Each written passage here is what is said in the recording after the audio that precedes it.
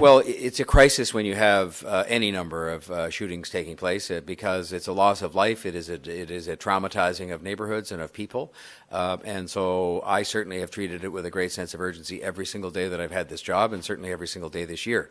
I should say the number of homicides in the city is down quite sharply this year over last, but we can never be satisfied that we've reached a point until we get to zero where we've got the problem solved. I've spoken to the police chief this morning, and we have these conversations, and I ask him in each and every conversation, is there anything more we could be doing? Is there anything more that you're not receiving by way of support from the city to do the job you have to do? And, he's frustrated, but I think the very matter we're discussing at the City Council today, which is some support we provided already and is being used as we speak to try and deal with what is a very challenging situation, is what we're doing.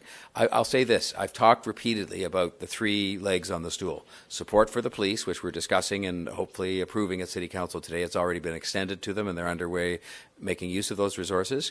Secondly is changes to the law, and I'll come back to that in a moment. And thirdly is investments in neighborhoods and kids and families, which we're also discussing at the City Council today, and where I'm heartened by the news that some of the federal parties have made this a priority with significant additional investments, some of which will flow through to Toronto.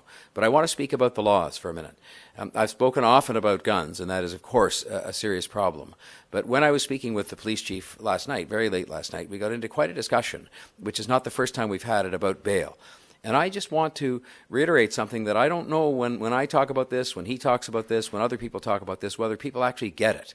But we have instances he outlined as part of his report earlier this week, where you have people that were out on bail on gun charges that are then found to be not in compliance with their bail conditions and are rearrested again on gun charges.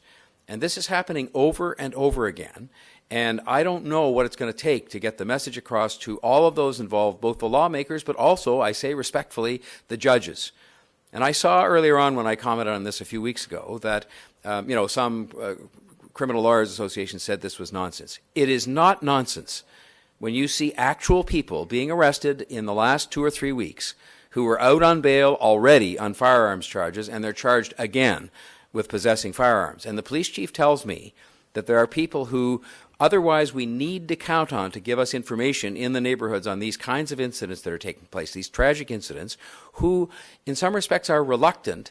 I won't say they're cynical because he didn't use that word, but they're reluctant to speak to us. That reluctance in part created by the fact that they can see that anybody they might provide information on are back on the streets within hours of being arrested.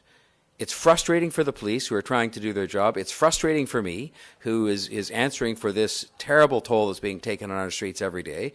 And I'm sure it's frustrating for everybody involved. And I just don't get why the community's voice is not being heard on issues like this, because it's sort of fallen to a secondary position behind the discussion of guns, which is a very important issue. But this one is important as well, in that we just have people that are walking the streets who shouldn't be.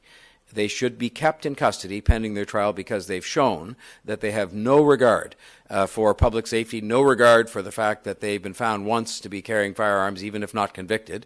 And I think the only answer is to keep them in custody.